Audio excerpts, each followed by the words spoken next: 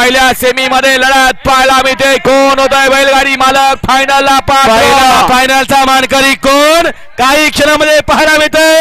अलीकडे इकडे चढा पळतोय तिकडे सुंदर पळतोय पलीकडे बावऱ्या पळतोय दोघात लढत झाली. अलीकडे होता वेदांत चरेगावकरांचा बावऱ्या आणि पलीकडे होता त्या क्षणाला बाजी पलटली आणि निकाल कॅमेऱ्यात कैद झाला आणि पंच होत निकाल देत असताना खालूपासून या ठिकाणी व्हिडिओ शूटिंगची मदत घ्या आणि मग निकाल द्या. ए बाळा का रे आवणी येतो.